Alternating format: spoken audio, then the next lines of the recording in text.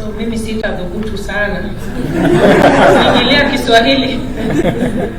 When you start the stories of mabadiliko tabia nchi inakwama hapo. So I think the CEO has really answered most of the questions. So I'm just going to gloss over, because I think we have also tried to very exhaustively respond to most of the questions coming up. And now we have agreed that we are in partnership.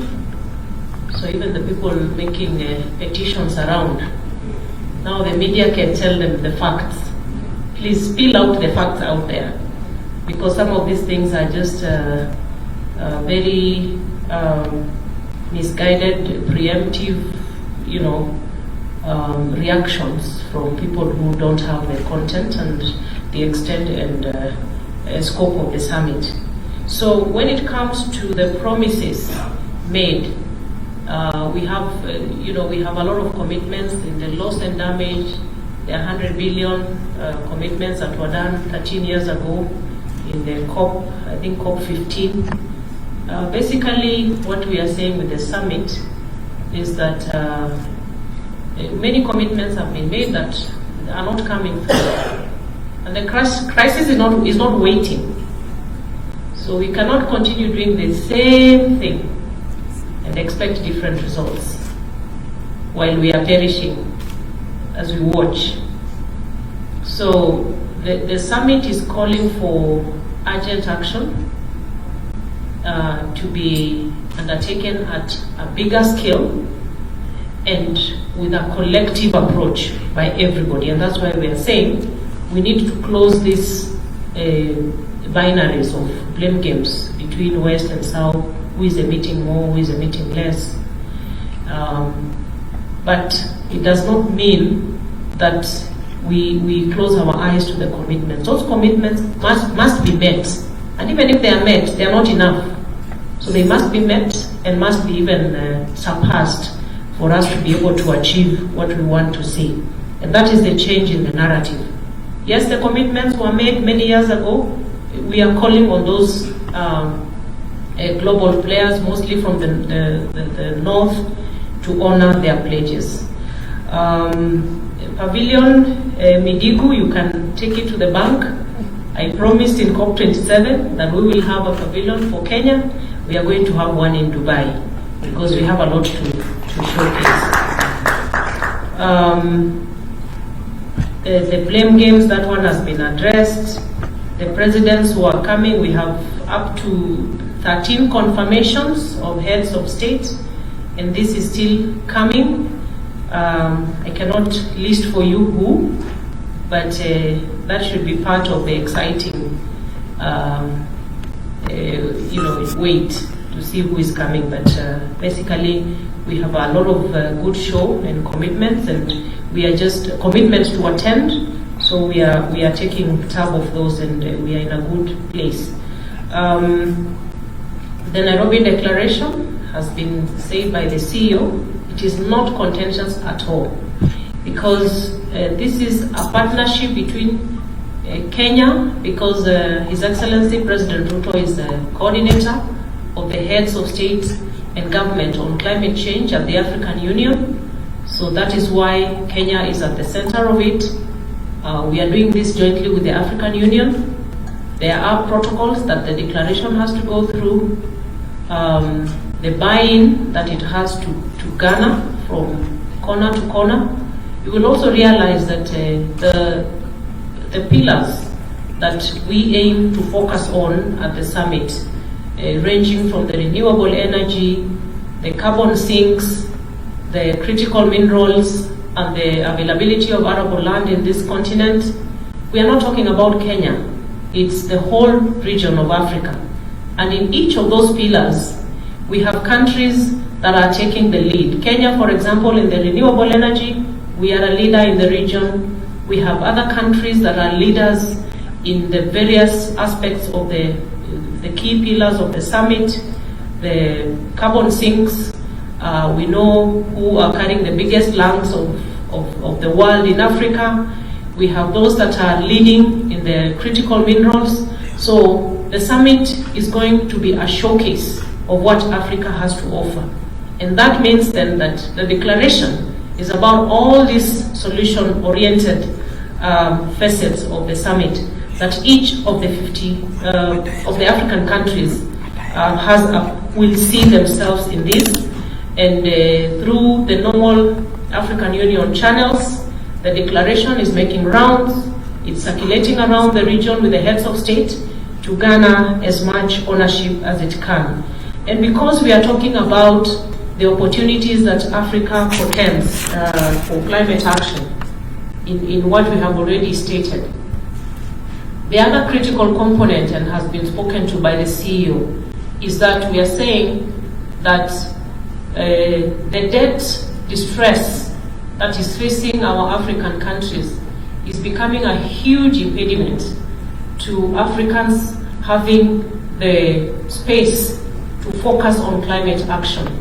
We cannot therefore talk about climate action without discussing the debt distress and fronting possible solutions to allow for African countries, like the debts for nature swaps that the CEO has talked about.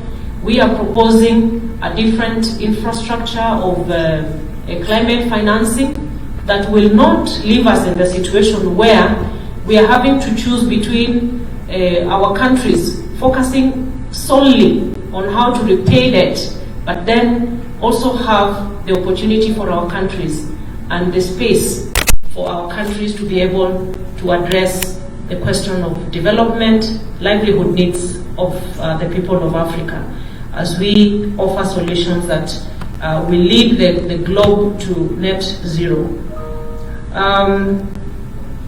They need to simplify the climate action language. That cannot be overemphasized, and we have basically agreed that in partnership with the media, then we are able to focus on this. I think the question of, I know there is a very innovative proposal by the youth, because the youth are the center of this summit. We have a pre-summit event by our youth, and they are going to find a very prime place in up to the declaration and the outcomes of the summit. And I know there are certain e-buses that the youth have put across as part of the shuttling that will happen in Nairobi. And this is in response to the question on the number of people who are coming and the pollution implications. But beyond the summit, one of the key pillars of the summit, again, the discussions and the outcomes that we hope to see, is around green infrastructure, which come to address these issues. And the summit engagements are taking a very multi-sectoral approach.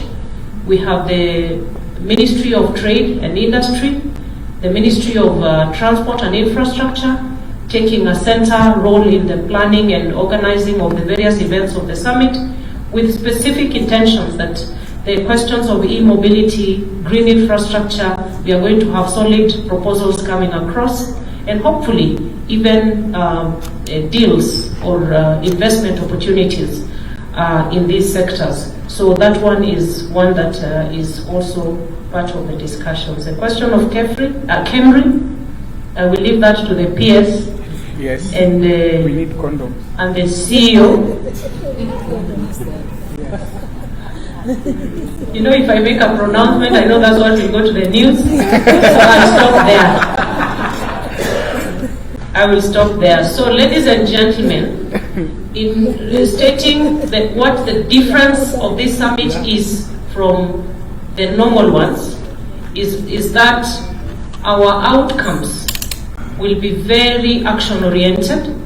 The declaration, the proposal for a totally new global financial architecture on climate action is one solid position that we hope to come up with. And it is shaping up well with the discussions that are happening across the region and across the globe.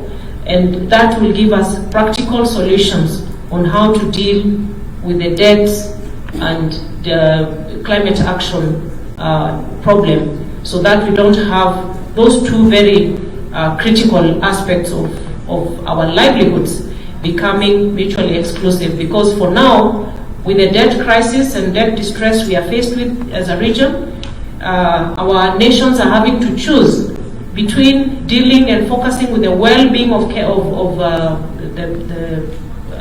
populations in Africa and just focusing on repaying debts. So those are the practical discussions that are going to be there with practical outcomes that will amplify the voice of Africa as a solution provider.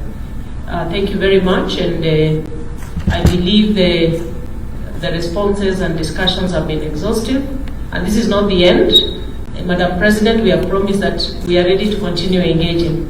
So any other issues coming up will be ready to take up in future. Thank you.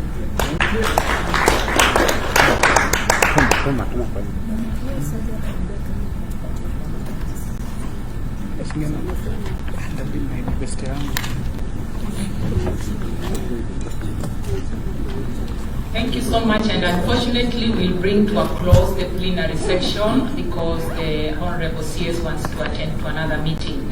An announcement, anyone who wants to be accredited for the summit should get in touch with Kenya Editors Guild office. Our CEO is here, so you can get in touch with her or the Secretariat.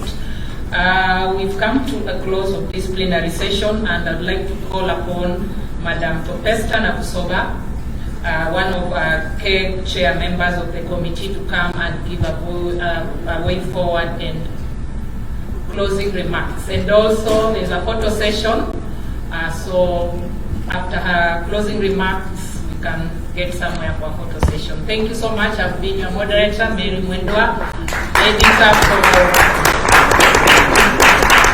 Talk Africa, an online publication. I'm also a climate change reporter for so many years. Thank you so much for your time.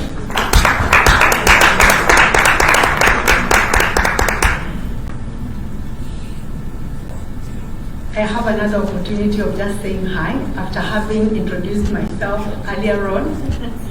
But mine is the simple task of delivering our appreciation as the Kenya Editors Guild and on behalf of the media fraternity to the ministry and the Honorable Solipan, the minister, for this auspicious occasion actually of the press club, so that we understand more about the climate summit that is upcoming.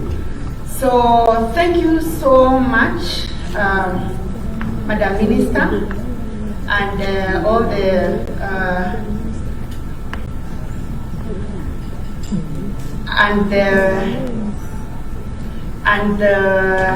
ministry officials, the CEO of the Climate Africa, Joseph Mana. Thank you so much for simplifying and making us understand what is before us.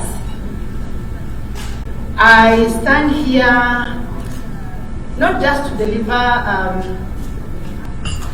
the thanks, but also to just also request that we continue making it accessible, making ourselves accessible to the media to be able to cover stories on climate change sustainably. So thank you all of us for attending this press club. Asanteni sana kwa kuja.